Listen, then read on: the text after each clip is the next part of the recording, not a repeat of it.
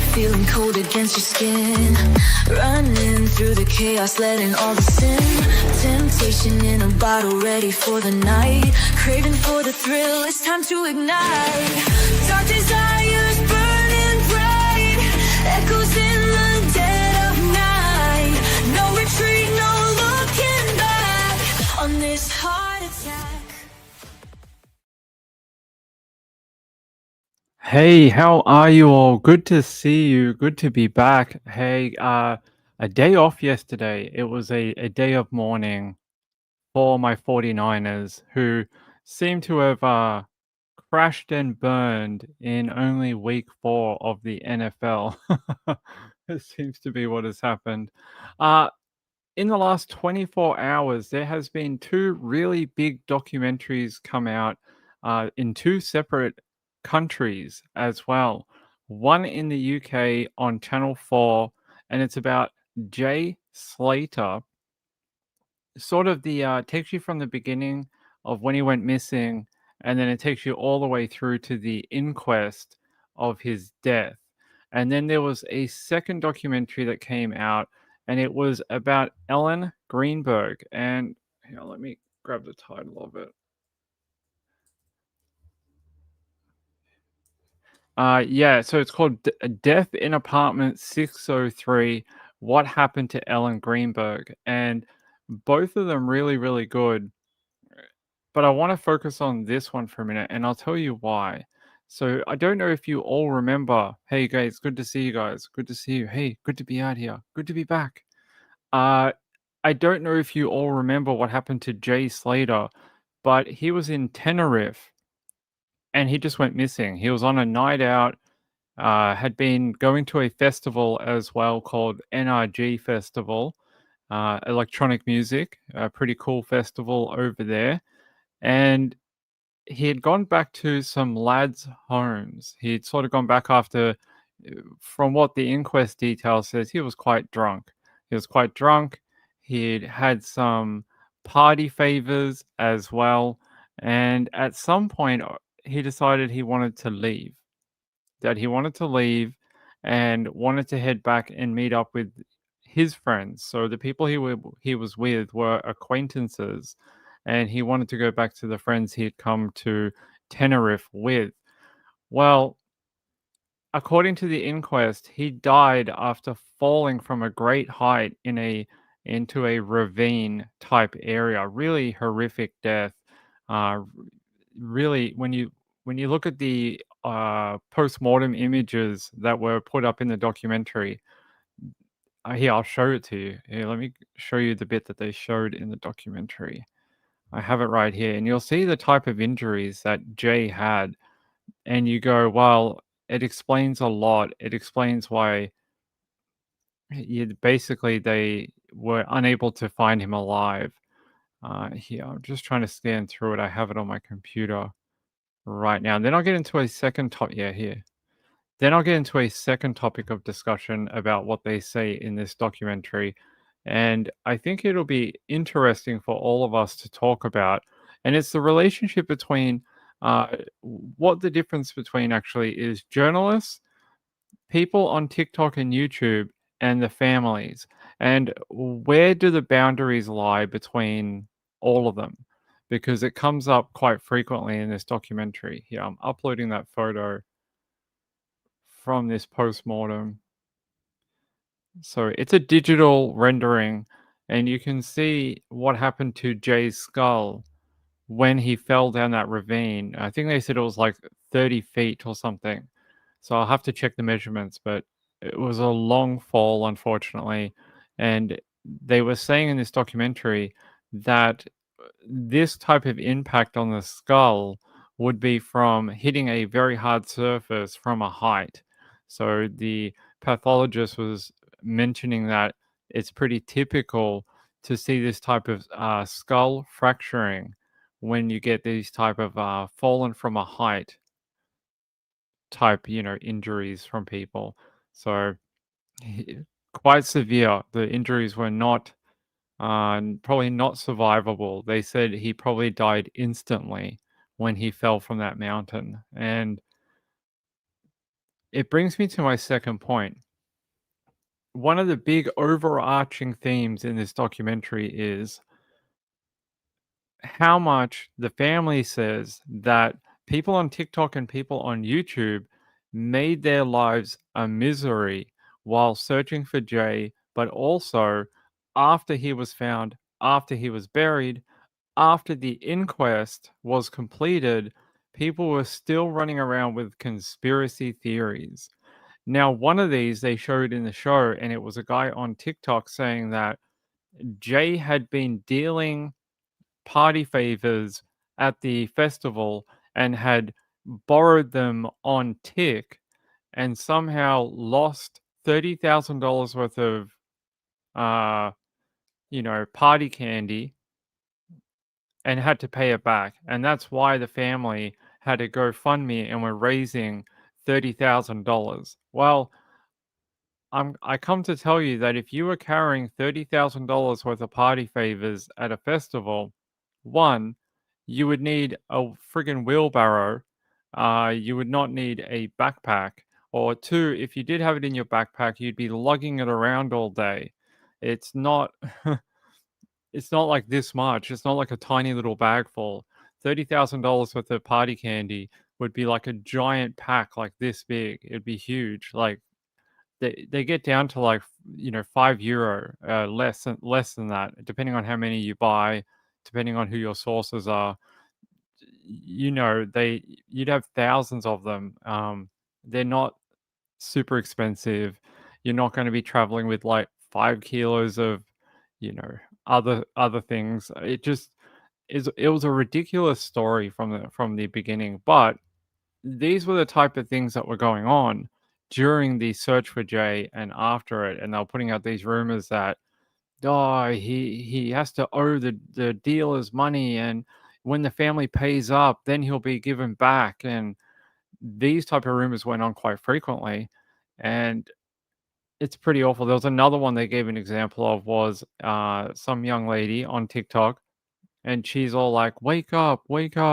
You know, you guys all think he lay in a ravine for 30 days and you guys have to be blind. And the pathologist laid it out in the documentary very clearly how that would happen and why they were still able to get fingerprints from Jay. Because one of the big conspiracy theories was there's no way he could lie 30 days in a ravine and then be able to get legible prints from his body. Well, the pathologist gave a very good explanation on how that is possible. And the description he gave was when people die, their muscles contract. And when your hands contract, they make like a fish shape like this, right? And when that happens, it covers up the palm and the prints on the hand. So these end up being protected from the elements and end up probably slowing decomposition of that particular area as well. So that's how they were able to get it. They unfurled his hand and then they actually took a palm print and fingerprints as well and ID'd Jay from both of them. Yeah, so this whole conspiracy theory about there's no way they could get fingerprint. Well, they blew that wide open as well. And someone with an actual education in IDing dead bodies was actually able to trump all of their conspiracy theories. And you may ask, Ping, where are you going with this? Well, at the end of the documentary, there's a very sad point in the documentary, and I will show you a screenshot of it. The whole thing's very sad, but there's a very sad point with the dad, if I can find it. The dad's in his garage and he's explaining how he wanted to bury Jay in the clothes he was found in. And his reasoning behind that was he felt Jay was having the time of his life and he should continue to be buried in those clothes because he was very happy at the time. Makes a lot of sense, right? Sorry. Makes a lot of sense, right? Here, let me show you if I can get the correct screenshot for you. So the dad in his garage ended up keeping those clothes, keeping them. He did not bury Jay in them. He kept them.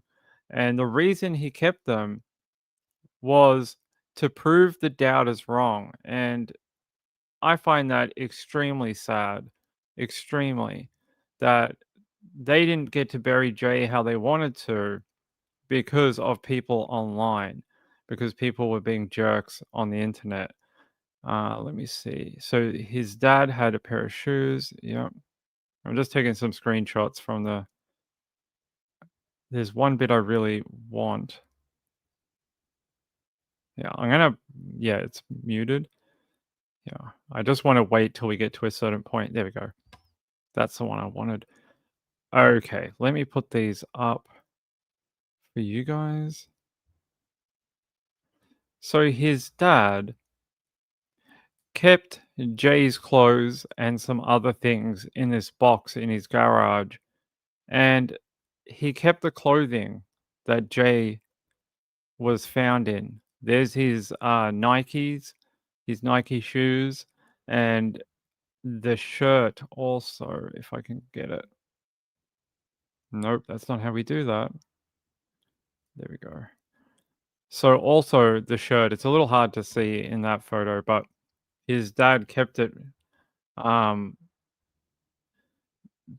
he said in the documentary to prove the doubters wrong that people saying that it wasn't Jay that they found and all this type of thing. I find that very sad that they were unable to bury him the way they wanted.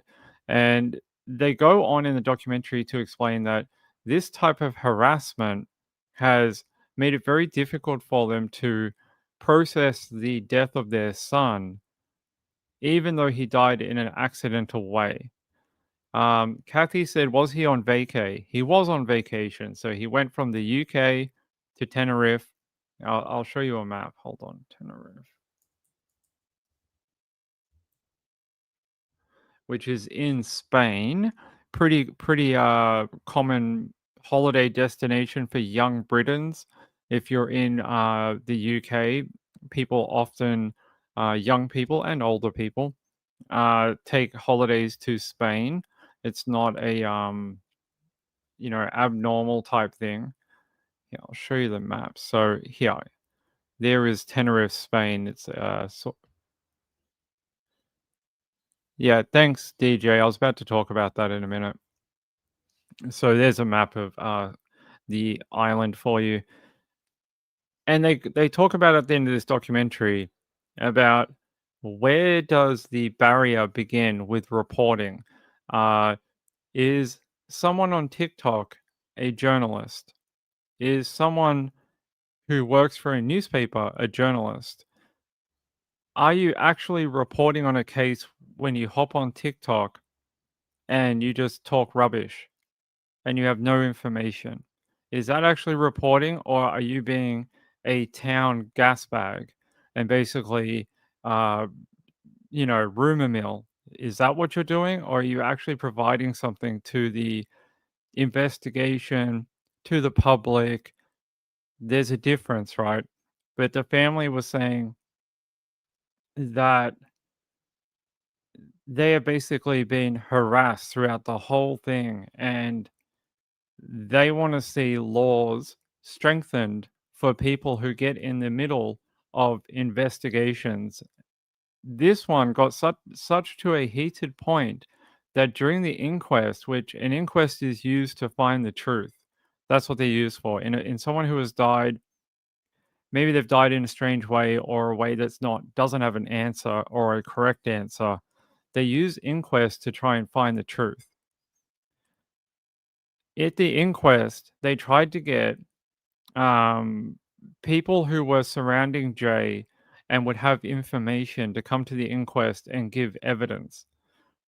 There were people who refused or had to be talked into going to the inquest because of the just crazy social media coverage of the case. And so now people that post on TikTok or even me on YouTube, with their type of reporting and the way they're presenting it to the public, they're now discouraging people from actually helping. You know, I think some people think they're helping by making YouTube or TikTok, and they're not. They're actually damaging. Now we have the proof that people actually did not want to go and give evidence for Jay and tell what happened because they were so worried about what people would break it down online and put innuendo into it. That's worrying. That's a very worrying trend. What is it? What did Mimi want? Hold on.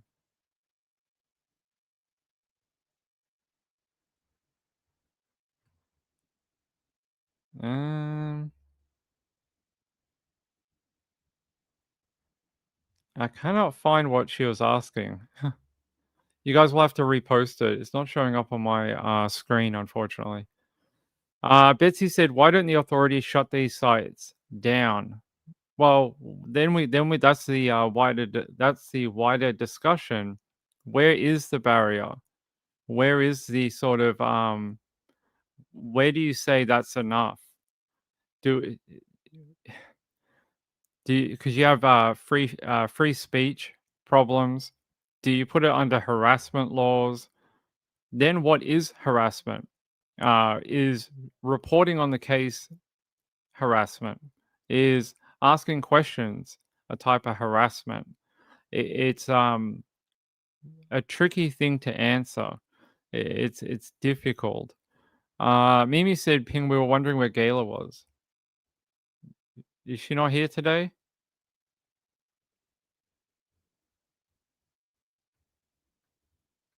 Hold on, let me check my messages. I spoke to her on Sunday.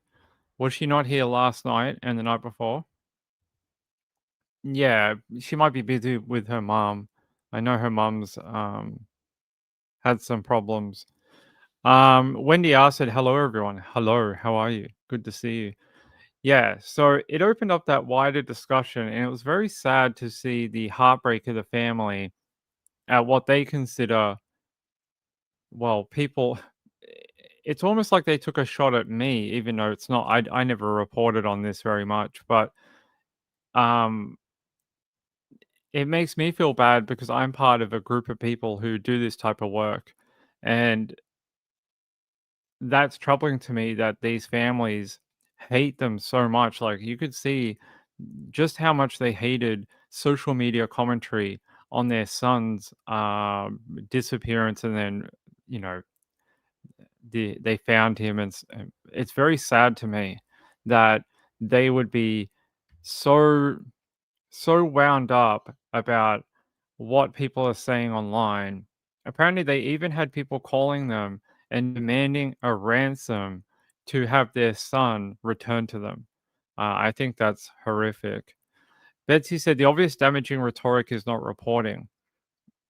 I agree, and I think when you the one with the guy that was talking about the party favors, it's one thing to talk about your personal experience with something. So he obviously had personal experience in maybe this area or how things operate. That's a good thing. You should be telling people that information and making people aware of how things work. But when you interweave that into a story about something you don't know anything about, and you try to make it seem like it's fact, like you think it's a factual thing that has happened, that is when that boundary to me is crossed. When you interweave truth with something you can't verify, you're then just contributing to the muddiness of true crime, and it doesn't actually benefit anyone because still a year and a bit later we still have people popping up talking about conspiracy theories in Jay's death. Here, here's some of the ones they put on here, and they're just like, I always thought he was alive, and this is all like a fake death type thing. I don't think, when you've had fingerprint fingerprint ID done in Spain. Then you've had a palm print done in the UK by two different medical examiners.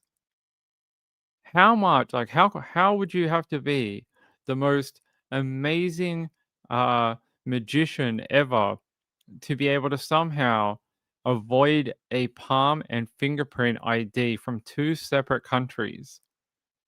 Now, they said in the documentary the UK medical examiner did not work with the Spanish medical examiner. They actually did it separately. They did their investigations into the autopsy and death investigation very separate. They had no crossover. So you would have to trick two different sets of people. And there's still people who think that is a possibility. I think that's crazy. So at the end of the documentary, they say they are trying to advocate for stronger laws surrounding what people put out online, and they are also advocating to be left alone. They want people to leave them alone. They don't want to be called. They don't want to be messaged. They don't want to hear or read about their son in a negative way anymore. And yeah, Betsy said, "What is it their business to question any of this anyway? What's their objective?" I think they want stronger laws surrounding harassment of victims' families. I think that's what they're looking for. They are currently going to, right now, MPs in England trying to advocate and lobby for stronger restrictions and possible charges against people who knowingly and falsely put information into the public domain that is harmful, possibly to a live police investigation and or harassing the family through that. So I look, it's a hard one because you have people who will advocate to the dying day of the world that free speech is paramount. That is you cannot go above that. It is the one thing that you cannot mess with. And I think there'll be a lot of pushback from people saying that, well, at the time, I thought that information to be true, blah blah blah blah blah. So it's a difficult one, and I applaud their fight to try and clean up the sort of conspiracy BS and drama of true crime because I hate it. I don't like it. It's not a thing I get into. Marylander says that's a good idea. I hate morning says it's a good idea, but can be a very slippery slope. I agree. It's a very hard thing to do because you take this little chunk of liberties, and then it's very easy to go, oh well, we already did that. Let's make it even more. How about you can't talk about live cases at all unless you are a verified journalist with a major news company. And then we've set everyone back 25 years because that would rule out people like me, other people who try and do good work. Um, yeah. Kathy said, just because you can say something doesn't mean you should. I agree. Betsy said, I was referring to the bullies. I think they were just riding the wave of conspiracy and information void. So often in these cases, when there's no new information coming out, we're seeing that right now in the David one. The David one in California is having that problem right now. Although the police did come out with an update today, did shed some more light on what's going on with the investigation. But for about 14 days, there's been a void of any new information. And what happens when that takes place? People just start talking rubbish. They start talking absolute crap. They throw in stuff that they can't verify, things that they can't back up their source of information, and it muddies the water.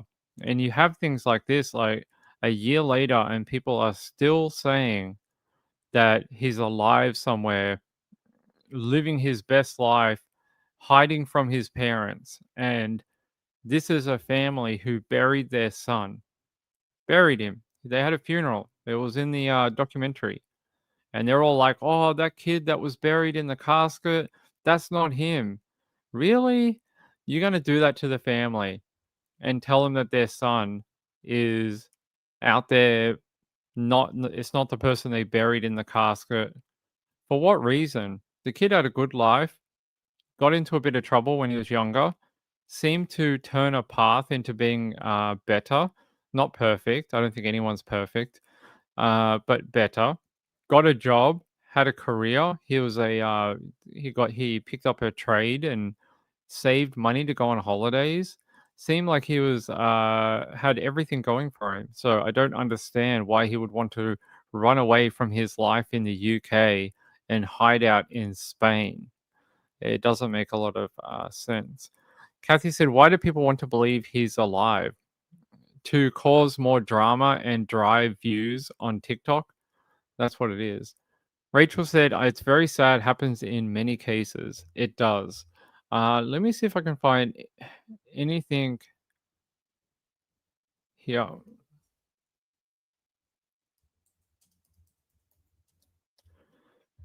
And I'll show you what DJ showed me. So yeah, someone 1 month ago, here, look, there was a podcast here on, this is when I just typed in Jay Slater on Google. I'll show you what was the first thing to come up. Where is it?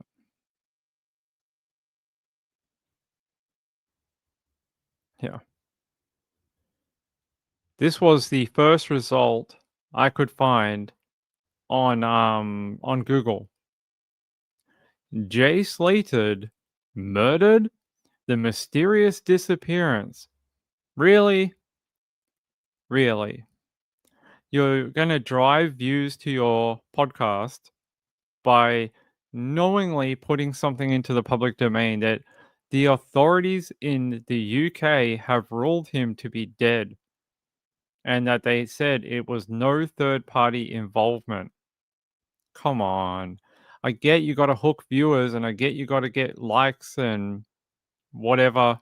You do you, and you make your channel however you want. Fine. I'm not going to begrudge you, but at least be cautious in the way you do your writing in that. That's why, like, a lot of people say, Ping, your channel's so boring. That's why you don't have more subscribers, because all you ever talk about is the stuff you can find in the media. Yes, because I refuse to do this. I don't want to be a part of this type of thing. I don't want to do it. Laura T said, that is so cruel for his family. It is. Yeah. I Hate Morning says, it's almost always about the money. I'd rather make less money, have less subscribers on YouTube, and have my ethics about me and keep them. I'd rather do that. And I don't always get it right. I often get it wrong. I often fall short of my own sort of measurements of what I think are ethical. And but I still would rather have the subscribers I have today than be a 1 million subscriber channel based on clickbait and untruths. That's what I'd rather have this. Carolina said, that's why your audience is loyal. I'm very happy they are. Very happy. Hey, Gayla, how are you, my friend? So a very sad case. Here, I'm going to take you to the BBC, and you're going to hear what the coroner had to say about his death. A coroner, the people we normally take the words of, these are like the highest people to do with death investigation. We normally take them for their word. Here we go. Has concluded that Jay Slater, the teenager who went missing in Tenerife last year, died an accidental death after falling from a height.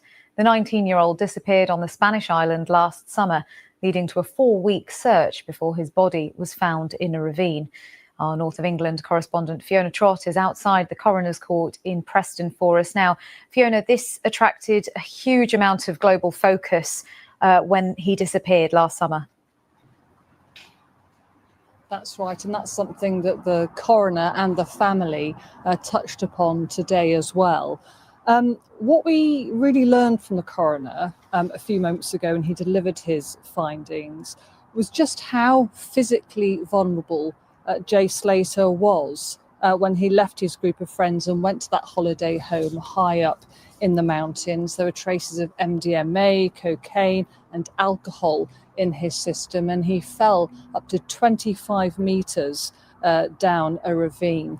As you mentioned there, the search went on for 29 days before they found his body. That is why there was so much media attention from people around the world speculating about what may have happened to him on social media. That's also because the Spanish police, unlike here in the UK, were not giving regular updates on a day-to-day basis, so people were making up their own minds about. You heard it there. Even the BBC could see the information void that was happening, that the Spanish authorities were not giving up daily updates. So people online were just speculating. But I would go one step further and say they were not speculating. Speculating is when you sort of go, oh, could this have happened? Oh, maybe this is what has happened. It's a question. It's sort of like a not known. It's not a definitive. When you start throwing in definitives, that's when you start transversing that thing from speculating to adding in things that are not fact, but you are saying that they are a fact. And that is the issue that I think a lot of like the family and other commenters in true crime have a problem with. It's one thing to state what you think, but you have to frame it in that way, not be like, I know this is what's happening. I've seen it. I've pieced it all together, and my theory is the correct one. This is definitely fact.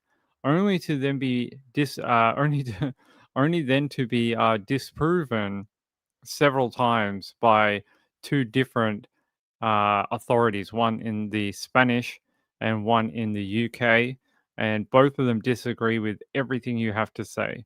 It is, yeah, that is the problem. Yeah, I hope you had a good birthday, my friend. Hope you had a good birthday, Gayla. Was it Gayla that had a birthday? No, it was Marilyn. Marilyn Landis. Marilyn Landis turned 35. Marilyn Landis turned 35 yesterday and or over the weekend, I think.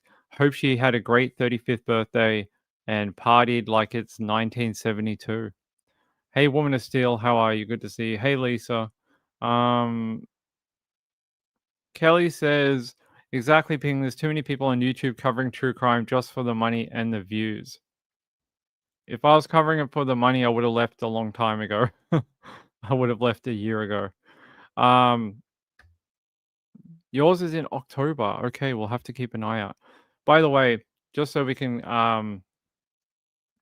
calm down for like 1 second, I had the worst day today. I woke up this morning and I had to do something on my phone with my internet banking. I had to pay a bill. So I woke up and I went to log into my internet banking and I got a message and it said, well, it said your phone is rooted. And I was like, that's a rude thing to tell me in the morning. And what that means is you can hack your phone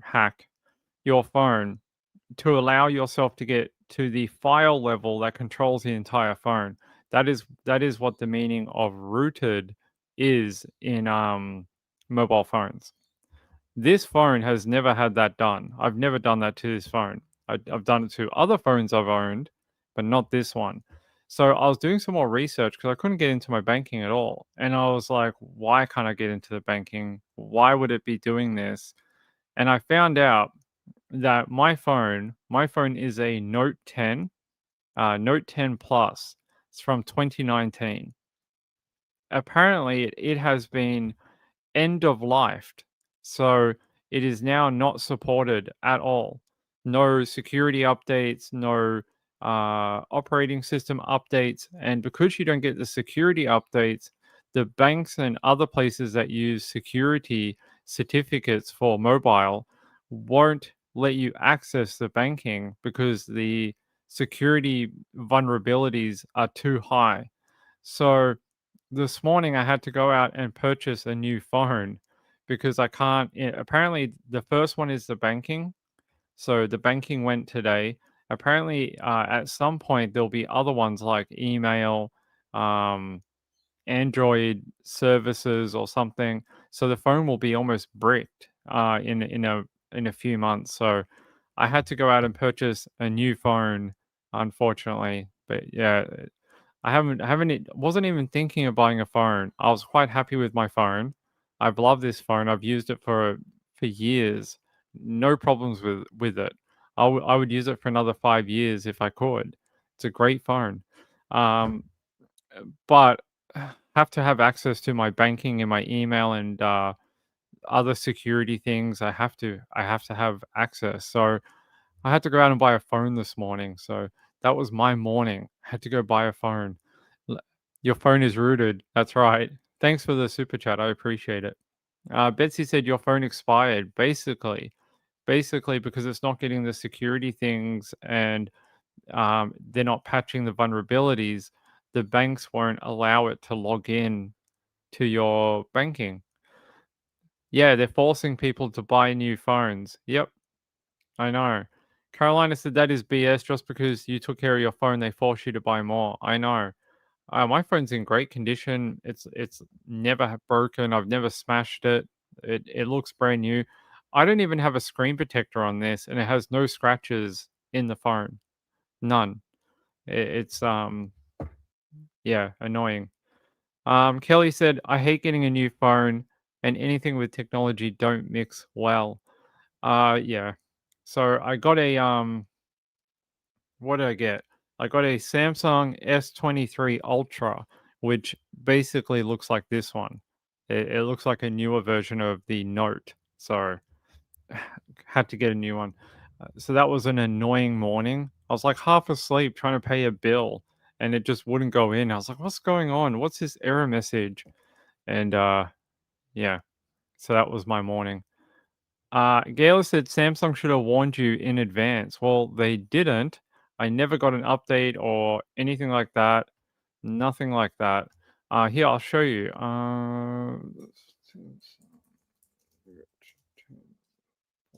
I.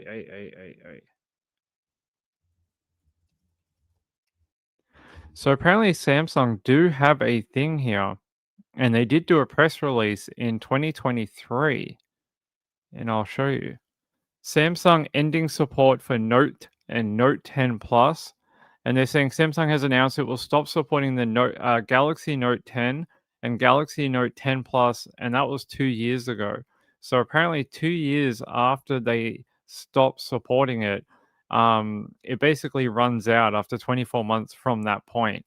So if you see this message 24 months after they announce it, your phone will stop working with various things. So they do have a list of. There is a thing here where you can check it out and see where your phone.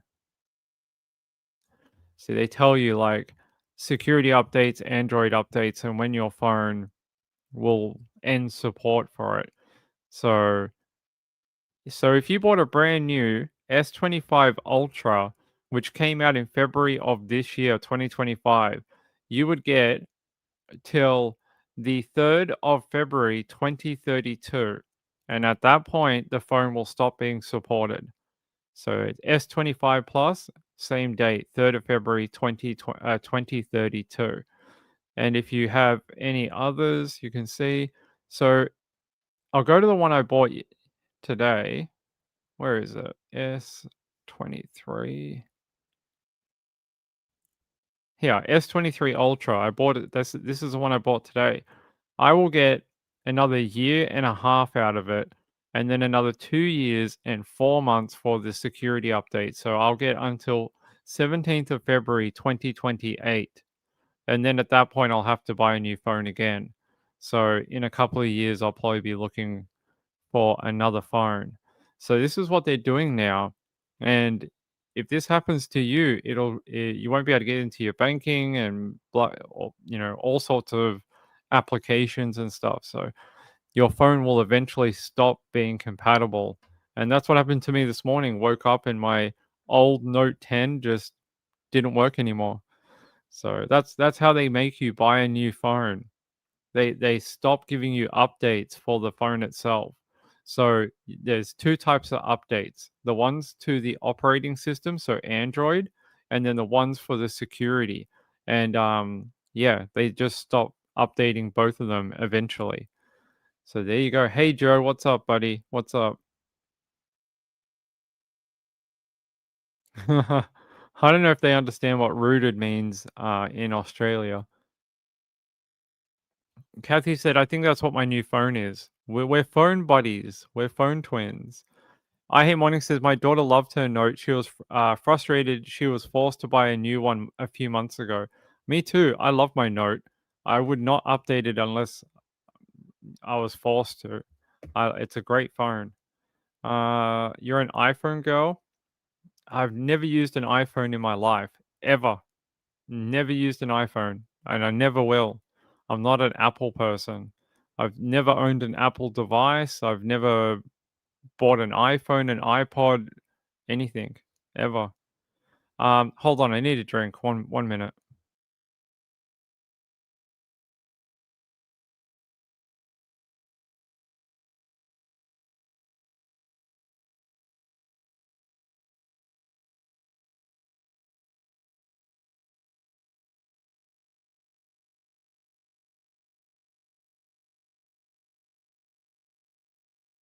There we go. Gayla said, "How come you couldn't get a trade in?" I don't know because I bought my phone outright. So this phone I didn't get through a mobile phone company. So I paid the money up front and I don't have to pay it off every month with the telephone bill. So that's what I did this time as well. I just paid the money up front and that way I own the phone from day one. I don't have to I don't have to owe the bank or the phone company money. I just own it. Because when you get it with a telephone bill, by the time you pay it off, you end up paying like a huge amount of money. Huge amount. Way more than the phone is actually worth. So I'd rather pay it up front. Warner Steele said, my phone got the green screen of death in June and bricked. I couldn't do a darn thing for a week. I finally got a new phone and found out that happened to 13, 14, and 15 models in 2024. Yeah, it just happened to me this morning with my 2019 Note phone. So you're trapped in the cycle of mobile phone contracts. Yeah, I've never had a mobile phone contract. I don't do that at all. Gail said, I didn't know phones did that. Now you know. Now you know. Joe said, I have both an Android and an iPhone, way more than the iPhone is worth, but paid off. Yeah, that's why I don't want to do that. So I paid up front for it. So yeah, that was my morning while we just have a break for a minute. Yeah, frustrating morning. So yeah, you guys tell me what you think about this documentary and their calls for people on TikTok and social media to be more responsible with what they are posting. So, people who come on YouTube, people who come on TikTok, do you think they should be held accountable for what they put out in the public domain? Have we moved past that point? Because back when YouTube was younger, back in like 2012, 2014, when streaming sort of became much more popular, doing like true crime and live shows, people sort of got into the whole just saying whatever came into their head just to drive their sub count and, things like that.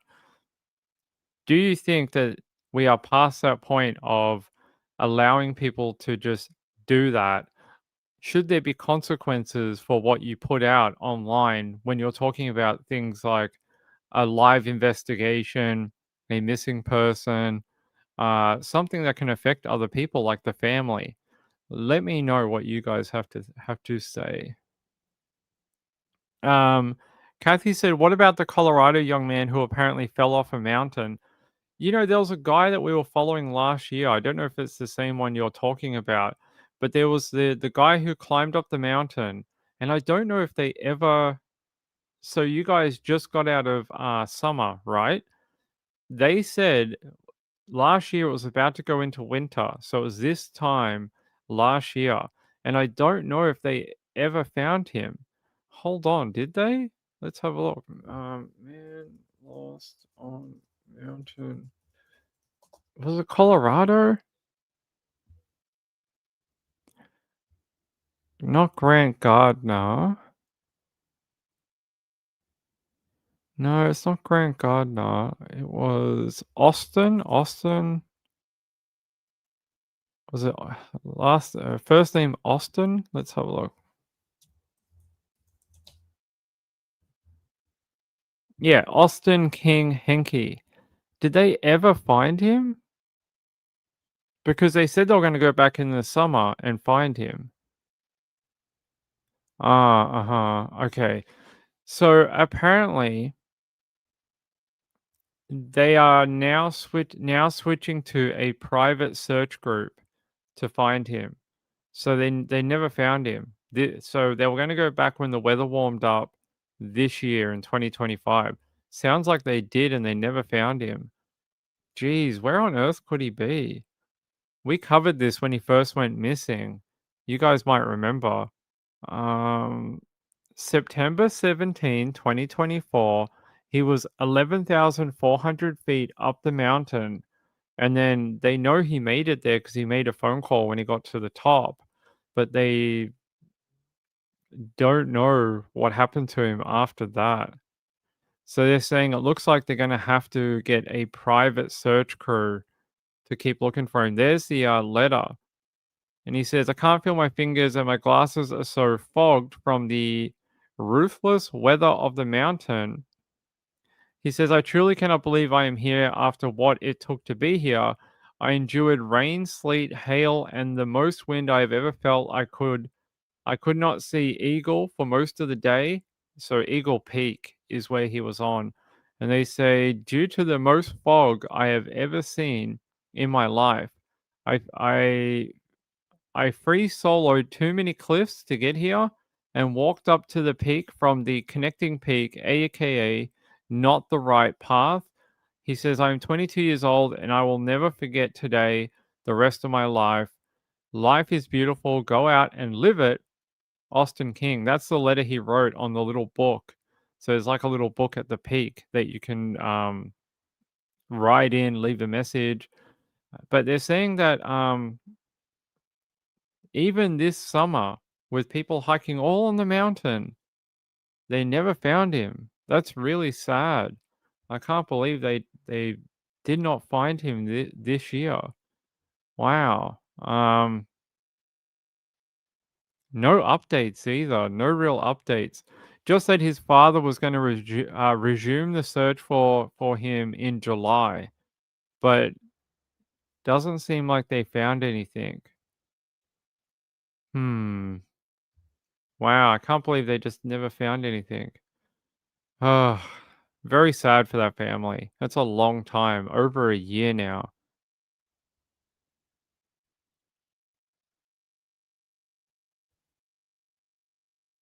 Okay. All right. Cool. Kelly J said, so many people go missing and are never found in general. That is true. That is true. Marylander said he went down the wrong side of the mountain. He said he went from the opposing peak and climbed across. I don't know if that's a great, like, that would have been very hard to do. Kathy said, I wonder if his dad would talk with you. Maybe. I don't know how to reach him. I don't know if he has social media or I can look up his page. Can't find the dad, but I found Austin's. This is his Facebook page right here. And this was he said here, pretty neat waterfall. Looks like he may have taken that photo maybe. Wow. You can see what kind of is that a painting or if that is the area though, even in a painting, that's where he got lost. That's pretty brutal. What else does he have here? Old train bridge in Yellowstone. There's the type of mountain he went up. That's brutal. Let's see. Anything? So this is Eagle Peak right in here in the front of it. So this is where he climbed up and was never seen again. That's the mountain ridge. He climbed all up through the top of here, came from the wrong direction as well. I don't know. I hope they find him and bring him home to his family. Read Joe's comment. Where's Joe? Where's Joe? Where is he?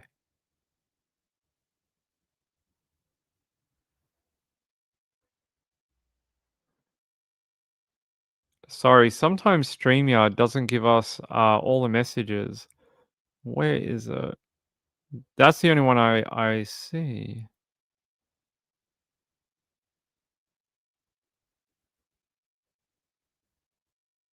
Hmm.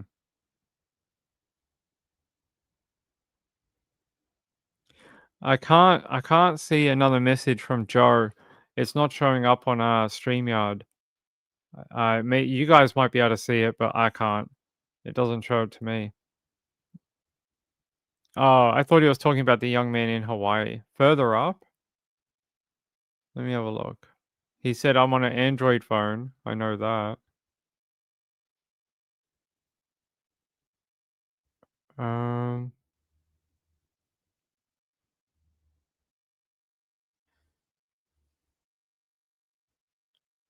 no, I do. Yeah, it's not showing it to me. You repost it. Ah,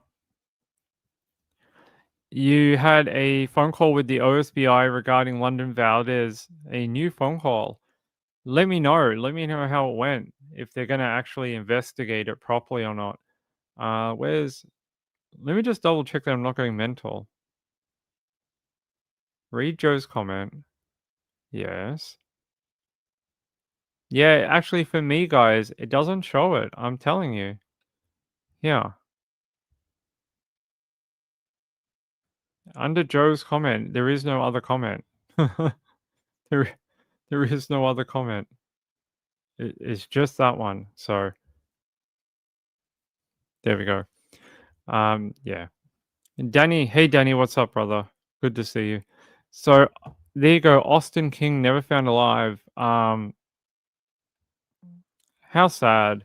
A young guy who looked like he was going to actually be part of like the sort of outdoors people and go hiking and probably live on a ranch somewhere and never to be found again. Austin King Henke just never located. I don't know if they ever will. Some of these people that go missing in mountains, they search for years for them, never find them, and then all of a sudden they're like, "Oh, they found them," and it's like 15 years later. It does happen, unfortunately. If you've ever read the stories from people who have gone missing on Everest, those people will be very similar to Austin King. They'll fall off a cliff or a ravine, and they think they know the area. They'll look there and there's nothing there, and it takes them years to figure it out. Joe, they are not going to investigate it properly. It was a very discouraging phone call. I recorded it. You'll air it later today. Yeah, sure. Jump on here. Where is my inviting people thing? Here you go. Yeah, for you, Joe. Come on and air the exclusive. I'll change the title after so people can find it. Yeah, jump on. Who else did it?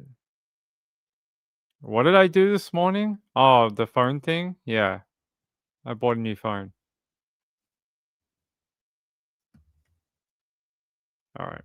Let's see if Joe comes up. Sasquatch in Yellowstone? Maybe. I believe they're out there. I I believe they're out there. Yeah, my phone died. My phone died, buddy. All right. Let's see. I will look into this, whether his dad wants to do any outreach for a new search or something like that. Snapcrackle Pop, hey, good to see you, my friend. I don't want to get into a new story because Joe will come up in a minute. So I don't want to get stuck into a new line of talking. All right, let me check what I've got over here. By the way, go watch that documentary, the one we just talked about for Jay Slater. It's on Channel 4 in the UK, or they have an app called All 4, and you can watch it on there if you're from Europe or the UK. I don't know where you'd watch it if you are in the USA, but you can use a VPN to switch to the UK and watch it on Channel 4 in the UK. Kelly said, same here with Arizona in the desert mountains. People go missing often. There was that young guy that we spoke about a year or so ago, and Robinson, his last name, they're still looking for him. Hey, buddy. What's up, Joe? Hey, what's up? Hey, good. How are you? I'm okay. It's been a rough afternoon. Yeah. So let's take people back. First, what was the call about? Like, why were they calling you? So I called them, they didn't call me, but let's go all the way back to the beginning. Yep. London Valdez left her grandmother's home on June 5th and texted BRB, and she didn't ever BRB. She never came back. So they reported her missing on the 7th, and her body was found on the 12th alongside a dirt road in rural Oklahoma.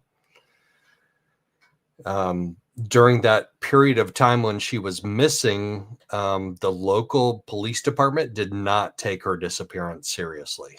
They did not execute a proper search for her.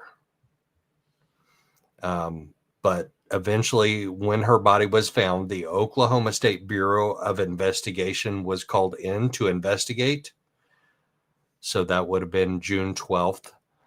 And that was Special Agent Ryan Beck that was called in to investigate it. And it took several months. It took until the end of August before the state medical examiner's office came out with their findings. But the state medical examiner's office said it was accidental methamphetamine toxicity. So an overdose on meth. Okay. So you were calling them to try and get them to action this or have another look at it, or? Yeah. So I called. So I didn't call the actual investigative agent, Special Agent Ryan Beck. I called the public information officer, Mr. McKee. God, I can't remember his first name now, and I don't really want to remember his first name. But I called him to say, you know what? The family hasn't heard from the OSBI. The public hasn't heard from the OSBI, and we have lots of questions. Can you update us on what's going on with the investigation? Okay. And what did he tell you before we listen to it? What was his tone with you? It was very professional. It was very, standoffish. And it was very, I'm not going to tell you anything that I don't want to tell you. Oh, okay. That's always fun. Yeah. OSBI. Hunter McKee is his name. The Oklahoma State Bureau of Investigation Public Information Officer. Hunter McKee is his name. Yeah, he's worked on a lot of big cases. You would have known him from the missing mother and her friend that were abducted and killed on a roadside about 18 months ago, he was the PIO for that particular case too. Right. Exactly. And so was Special Agent Ryan Beck. Special Agent Ryan Beck actually got an award for investigating that. And there are rumors, sayings that he got a special award for doing like 10% of the work when the agent before him did like 90% of the work and then left the OSBI. That's annoying. A little bit.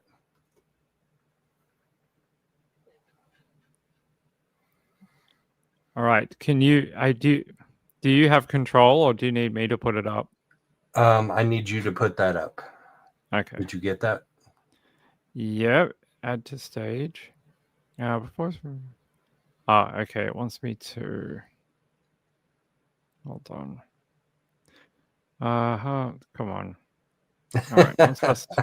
Wants me to do this and then this. There we go. Okay.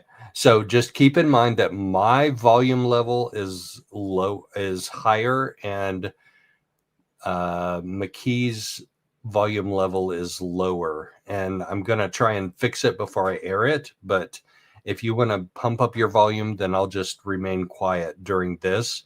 But the main gist is we start out just asking some general questions, but later on, so it's 5.5 minutes long. And eventually, a few minutes in, I ask him a little bit of a question, and he answers it in a very disappointing fashion. All right, that's it. All right.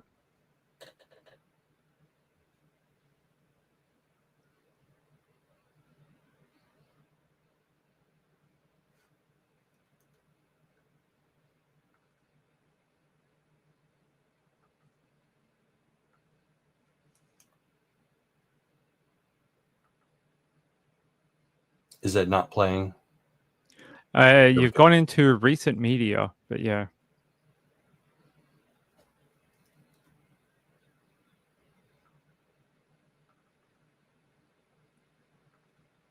Sorry about that.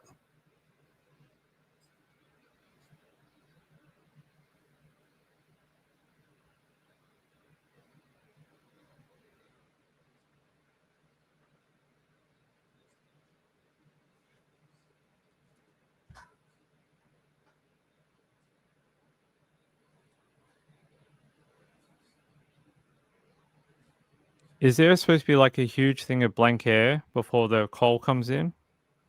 No, are you hearing just blank air? Yeah, just hearing blank air. Yeah, that's no good.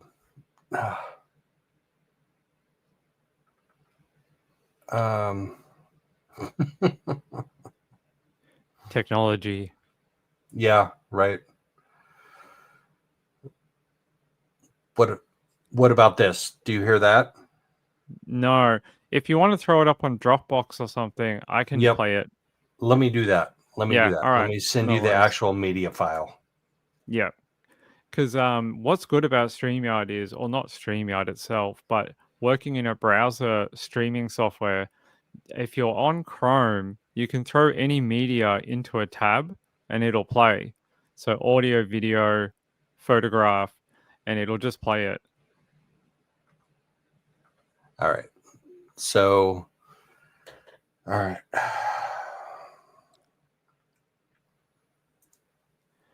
Kelly J said technology is a blessing and a curse. It is. It is. Like, when it works, it's awesome. And when it doesn't work, it freaking sucks. Yeah.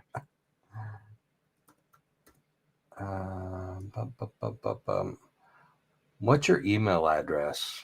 Because it didn't come up. Yeah.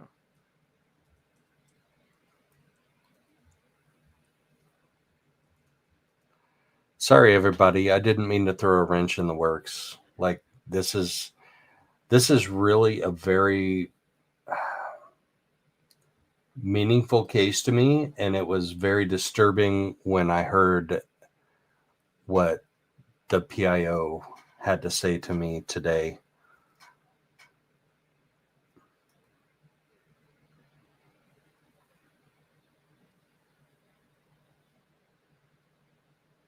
Thank you, Angela. Here we go. I swear we're going to get this figured out. We're going to figure it out. We'll get there eventually.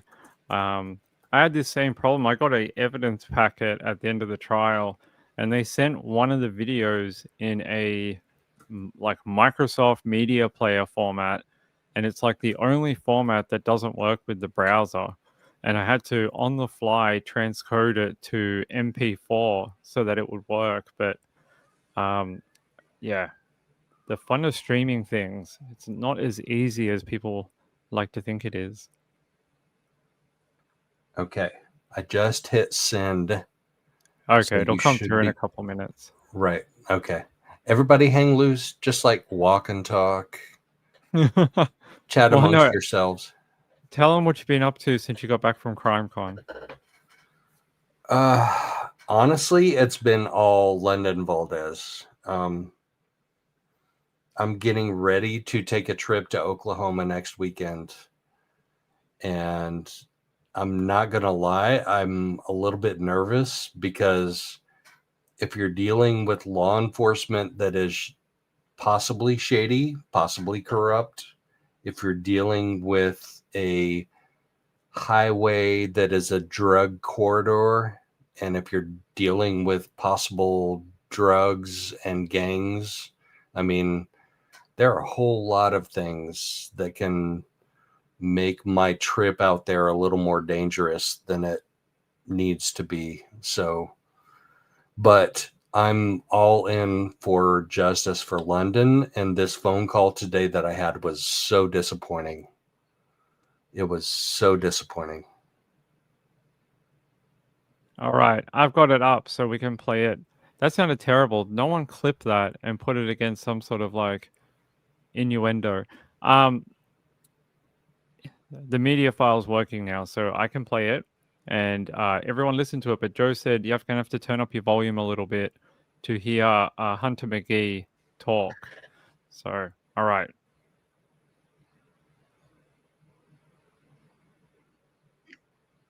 OBSI, this is Hunter. Hi, Hunter. This is Joe with JSMedia. How are you doing? Good. How are you doing? I'm doing good. Thank you.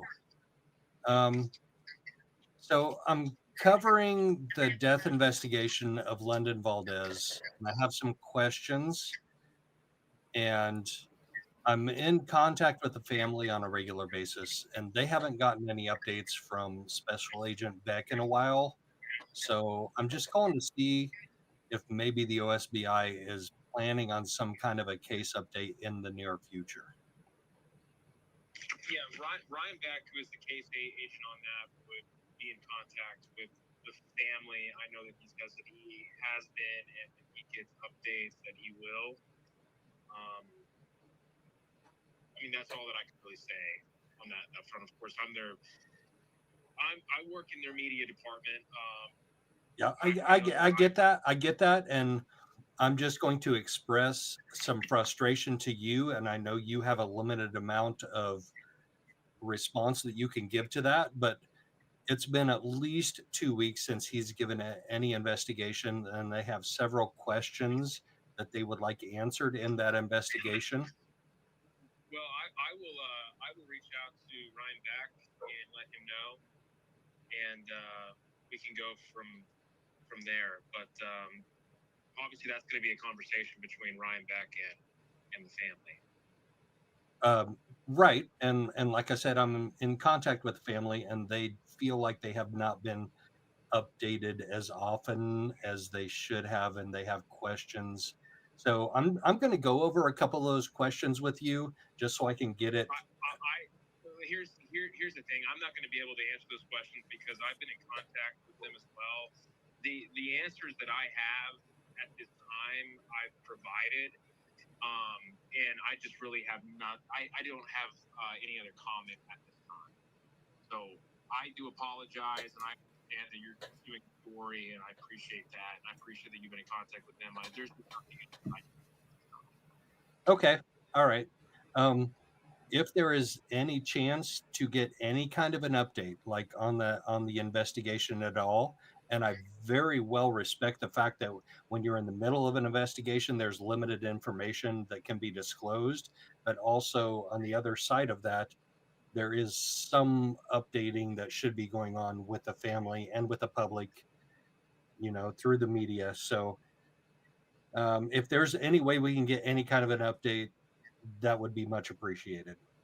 Well, so what I've relayed to them and what I can relay to you though is that there is a medical examiner's report that is available. Right? Yeah. Yes, I got that. I actually got that from the medical examiner before they got it, right. and I gave it to them before they got it from the ME. Okay, great. Okay, so based on that, what I can say though is that right now, there are no suspects, there are no arrests, there are no charges. Are there? What we have so far. Okay, so are there persons of interest? At this time, no. And is there any type of unusual report from the ME based on the toxicity level of the methamphetamine toxicity in her liver? Like that would be since the ME is the expertise on that, I would reach out to them. Again, I will relay behind actually what you're telling me in regards to the family and him giving them an update. But in terms of specifics about what the ME had found, I think that would be best. Okay. Right. I get that.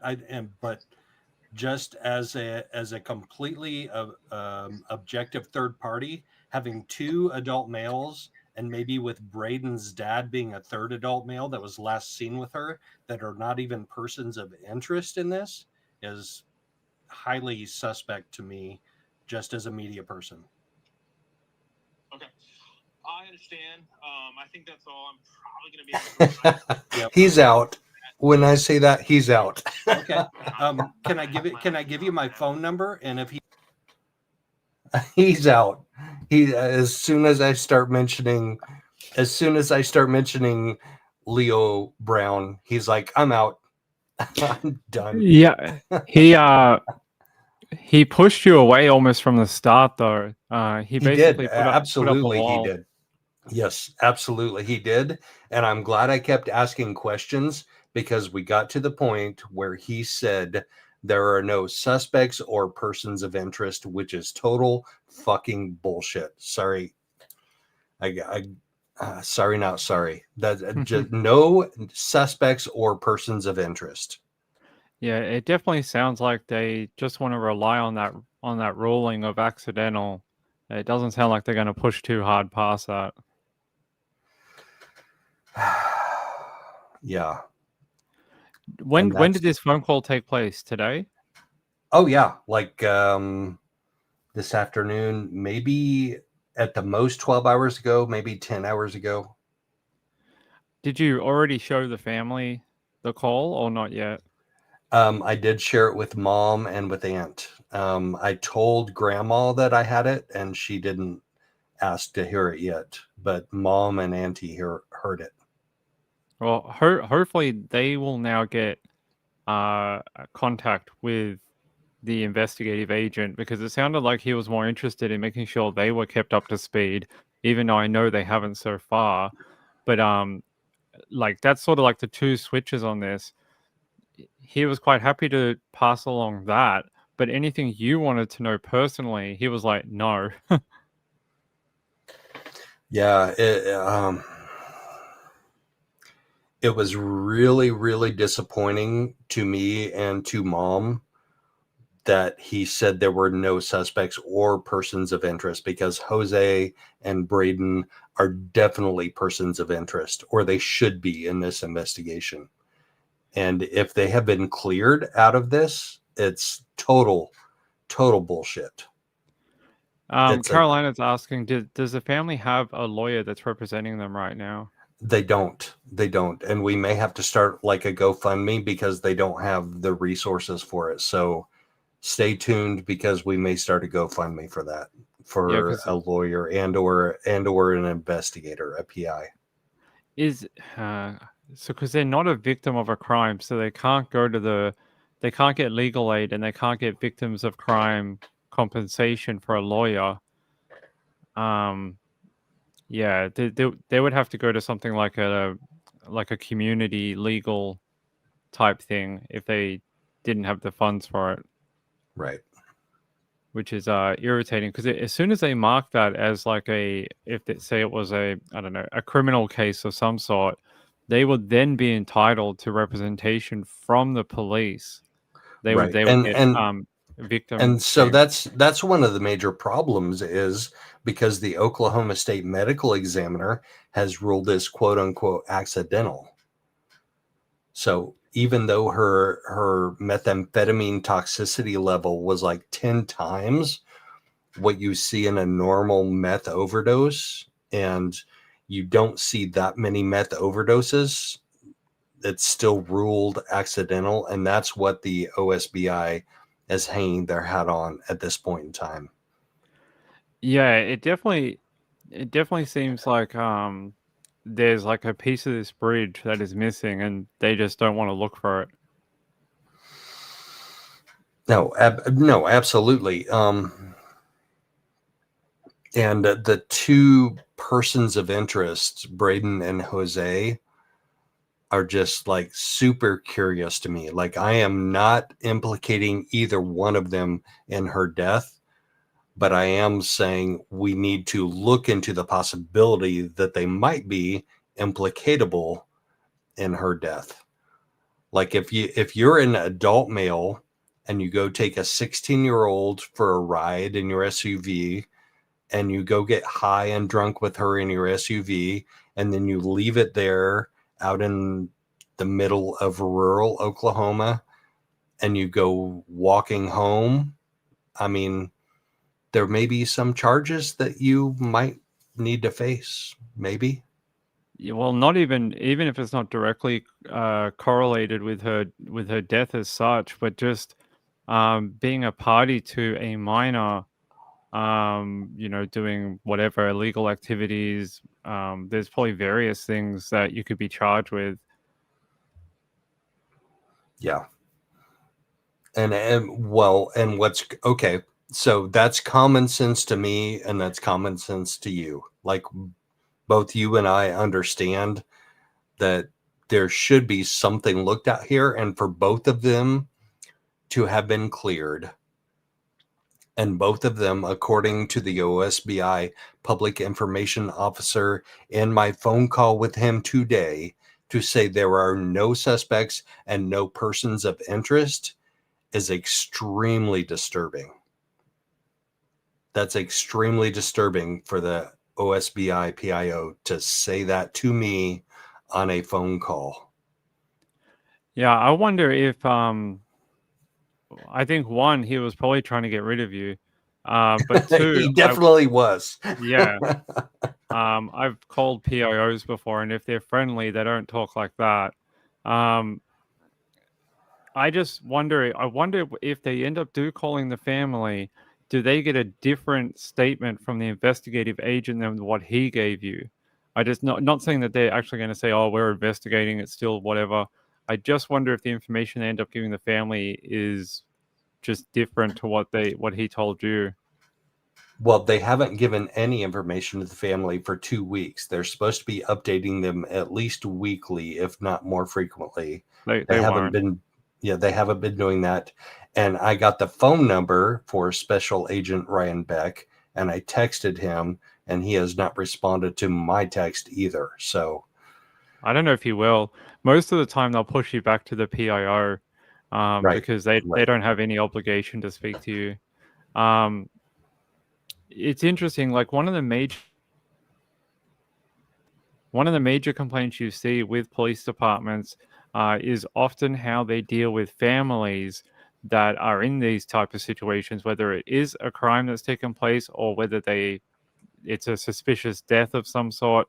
Is that unless you're like a high profile death, like Lori Vallow, and then the family got a lot of care with like the police departments that were involved. oftentimes one of the biggest things that people complain about, especially victims and the families, is that the cops don't reach out to them often enough, that they don't keep them sort of updated. I just saw a thing in Texas where the amount of homicide cases in Texas is so great that they're having to make task force that are going into from the DA's office into the police department to try and rush these cases into the court system, because some of them have been sitting for 5 or 6 years. And the families are saying that they've had several different people from the DA covering their loved one's case. And that sort of just shows you how these police organizations or police departments work, is that they're often, they don't think just because it's important to you doesn't mean it's important to them. So that happens all the time, unfortunately. Oh, he dropped out. They got him. The man got him. The man has got Joe. Everyone, we're going to have to do a search party. I think the man has got him. Marlene said, I thought crime was down in the US. Here, I'll show it to you if I can find it. It was Texas.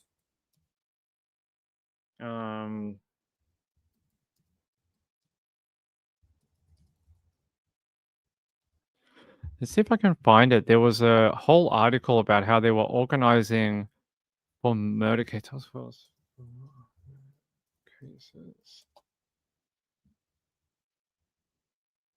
I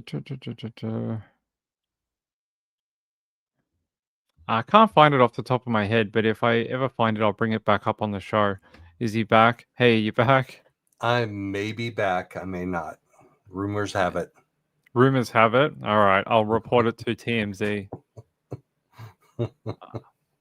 Yeah, sorry I can't find that article, but they were talking about how they're sending these small groups of people into the police departments to sort of hurry up the cases, because some of them have been sitting since 2017.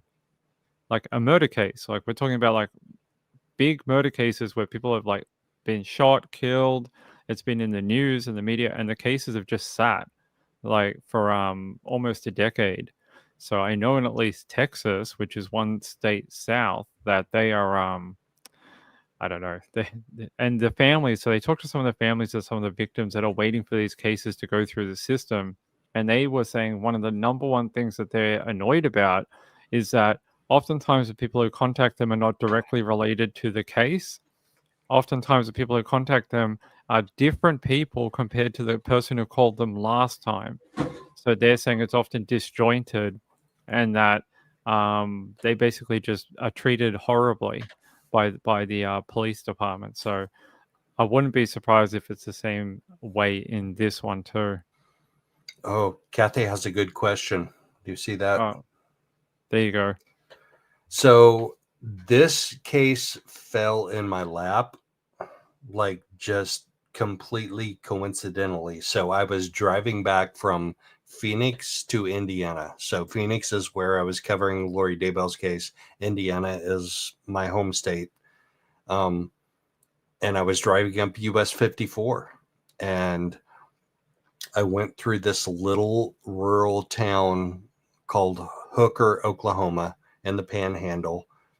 I didn't see any missing posters. I was like, this is a unique little town. I'm going to stop and take some pictures. And I did. And I got to my hotel room, and then I did some Googling.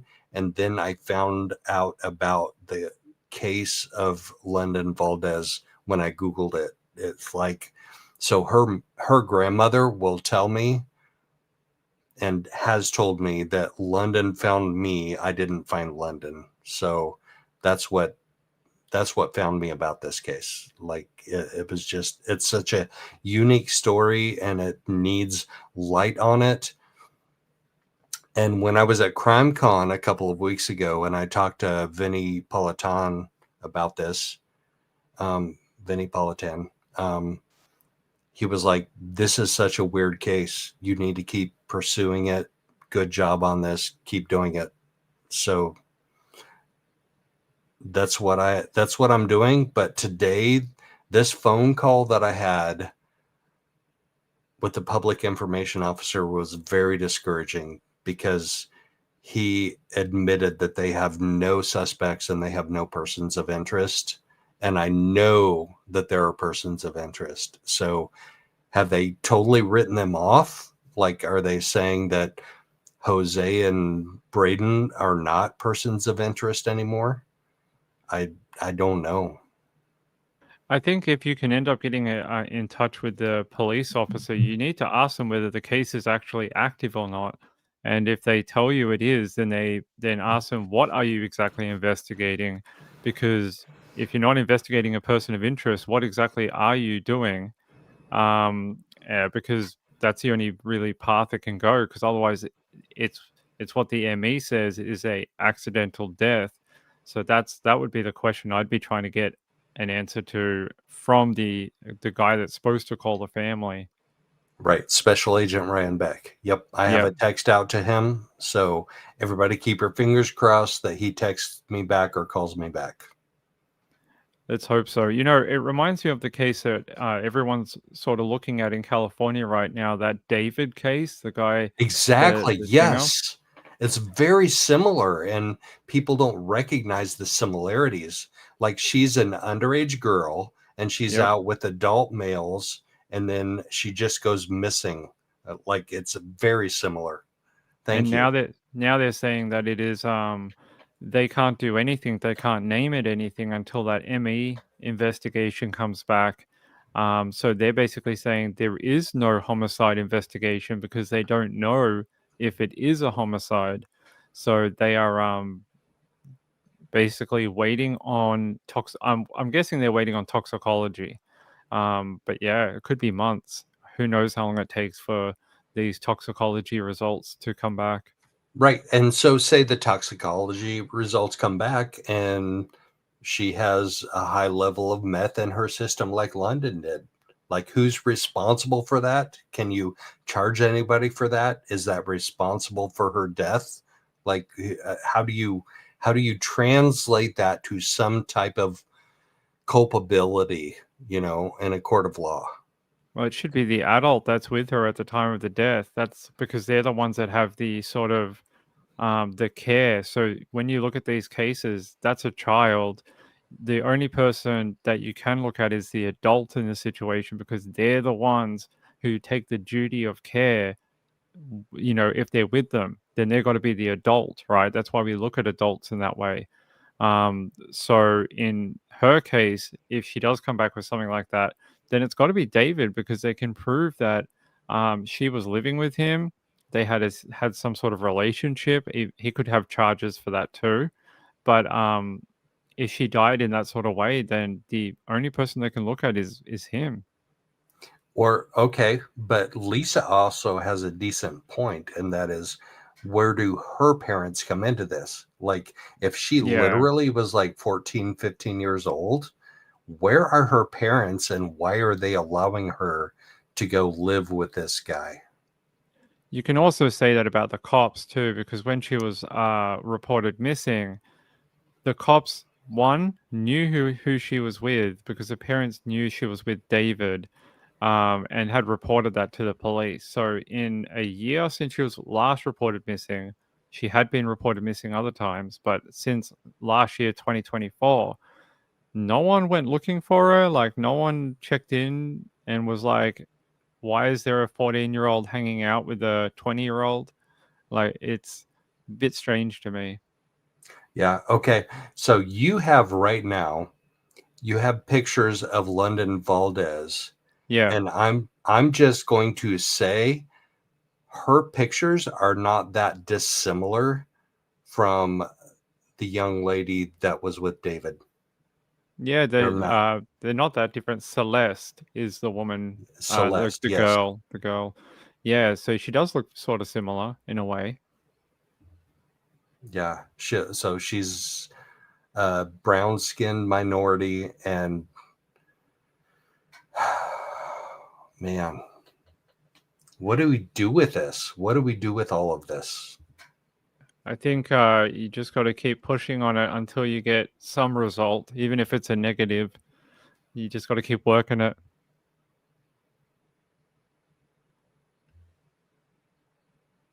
Betsy said only her brother and sister cared. I mean, yes and no. I have criticism for a lot of people in this one, in the David and Celeste one.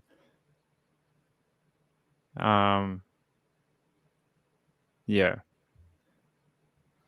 Lisa said Celeste's parents sold her to him. I have heard rumors of her parents didn't care because they thought that if he was like this big superstar, that she would like fall into money. So she would be taken care of because of his wealth. I don't know if that's true, but that's just a thing that's been floating around. You know what's crazy about that theory is, so he's supposedly a super popular artist of some kind with lots of money. And so she's hanging around that money and her parents are okay with that. London Valdez is the exact opposite. She comes from not a lot of money. Yeah. And her mom and her grandma are like, no, you're not going to go hang out with that. But they end up the same. Like, how they end up the same? How do they end up the same? From Well, two. I was just going to say, I think there's a epidemic of young children not being taken care of properly in this country, in your country and my country, where we're treating them older than they really are, like 13-year-olds, 14-year-olds, 12-year-olds, that people are looking at them as if they're already grown. And I think we've got to go back to protecting them and treating them like they really are children until they turn 18. That's a really good point, because that actually is literally part of London's story. So she went to go. So Jose went and picked her up from grandma's house on June 5th. And at some point in time, they ended up at Braden's dad's house in Beaver, Oklahoma. And she brought in a 12-pack of beer. And they're like, how can she bring in a 12-pack of beer? Well, she's 18. Oh, okay, it's okay. No, you have to be 21 to have alcohol. You can't be 18, but they accepted it. And then eventually they wound up at Braden's mom's house at the city southeast of there. But that's like a typical situation, us assigning an age to them and accepting that they're older than they are, and they're not. You know, I want to see one day I'll have to look at the statistics between Australia and the USA and see what the differences are between that drinking age between 18 and 21. So in Australia, you have to be 18 to drink alcohol, but in America, you have to be 21. And I wonder, besides maybe like car deaths, like people drink driving and dying that way, what are the differences between the age range? Like, does it do a whole lot, or should Australia think of going to 21 to protect the young people? It's an interesting thought experiment. Yeah, absolutely. Yeah, like does it make a difference to make it legal to have to be older, or does it not? I probably drank more before I was 21 than after I was 21. I think the same here too. I think I drank more before I was 18 than when I was after 18, but it doesn't become like naughty or like, you know, taboo when you actually can do it legally. You're just like, I could buy a beer any day. But it's more fun when it's something you're not supposed to be doing, I guess. Exactly. But yeah, I wonder if it when it leads to different crimes, or like things like this or other type of abuse, does that age limit shift things in the statistics at all. That's what I'll have to look at. Well, and here's the thing that I correlate between David and London Valdez is they were treating them as older than they actually were. Yeah. And they were adults and accepting them as being older than they actually were. Like London Valdez showed up at Braden's dad's house with a 12-pack of beer, and everybody said, okay, she's good. She brought a 12-pack in, so she must be of legal age.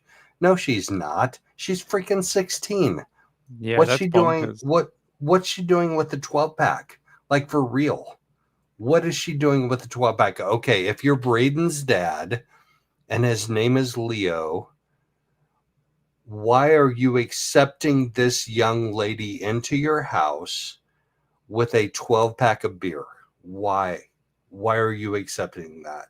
So, and that's kind of the same with David. Like, all of these people accepted her into their lives as an Yeah. adult, as not a minor, and she was a minor, but they all accepted her as not a minor. I don't get it. I don't Yeah, get it. I think we've got to start going back to how it used to be and treat kids as children. Like, if you want children to be protected, if you want children to have a real childhood, then you have to do that. You can't play both sides of the field. You have to treat them as children by what the law says too.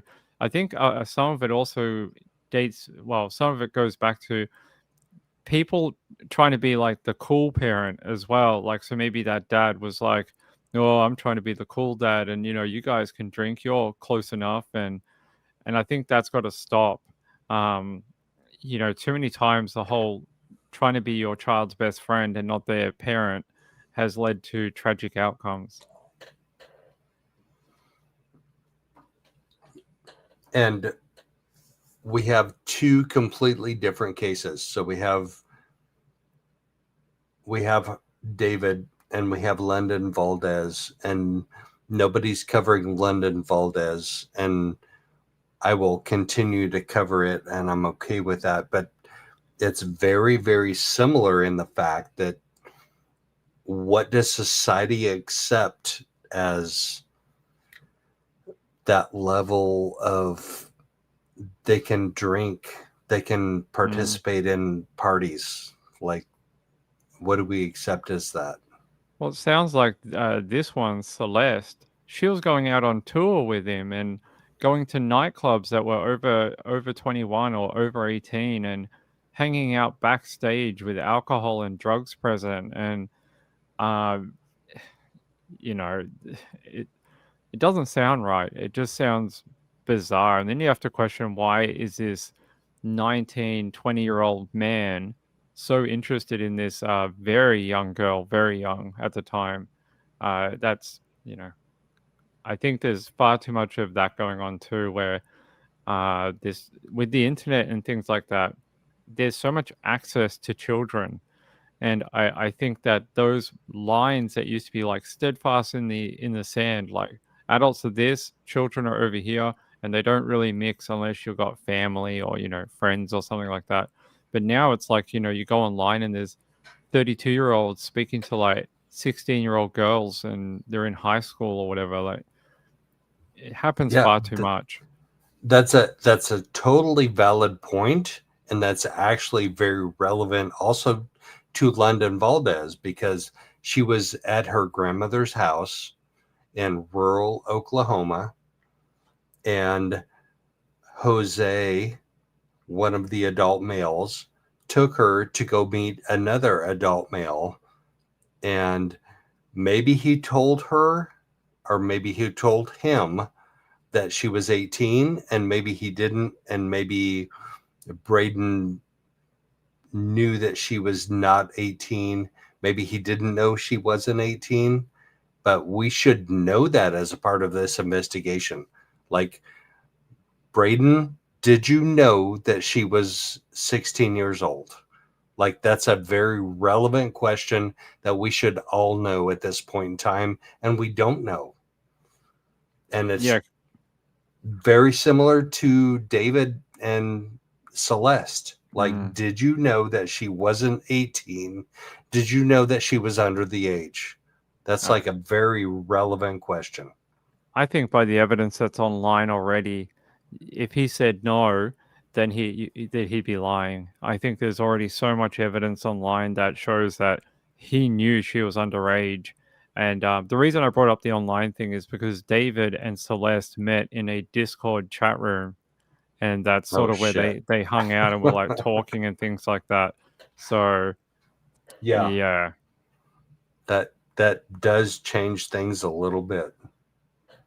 So apparently, about a week ago, he was in there with, well, what he says was his lawyer, and they were like deleting back history of comments and things like that. Delete away, Yeah, buddy. it's funny. They don't seem to understand that a lot of this stuff is stored server side. So even if you delete it in the chat, you're only deleting the surface of it, and all they need is a warrant or a subpoena, and they can just dig it up from the server.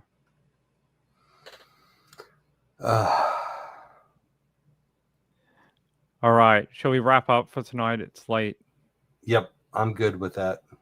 Thank So you so much for having me up. I appreciate it. No, Please, please, please, everybody keep London and her mom and her aunt and her grandma in your prayers, because this conversation I had today was so disturbing. Yep, and hey, head to, if you want to continue with the London Valdez investigation that Joe is doing, head to his channel, Joe Schmo88 on YouTube. The link is in the chat.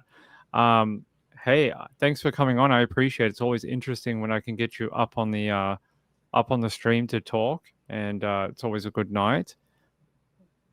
It was a good night. Thank you, sir. I appreciate it. You're welcome. I'll be back tomorrow, but hey, if you haven't subscribed to my channel, hit that subscribe button, hit that thumbs up for Ping. I would appreciate it. And thanks to Lisa and my friend Kathy Lynch. I appreciate the donations to this channel. It helps me out a lot, especially because I had to buy a new phone this morning, which I wasn't planning on doing. But yeah, we'll be back tomorrow. Good night, everyone. Stay safe out there, and keep helping bring these stories to the surface. If you stop talking about them, they get swept under the rug very quickly. In the 24-hour news cycle encourages everyone to forget about things very quickly. So if we keep talking about it, keep it in the public mind, you'll get better results at the end. Justice for London. Yep, justice for London, and hopefully some movement in this David case at some point too. I love you all. Have a great night out there. Bye.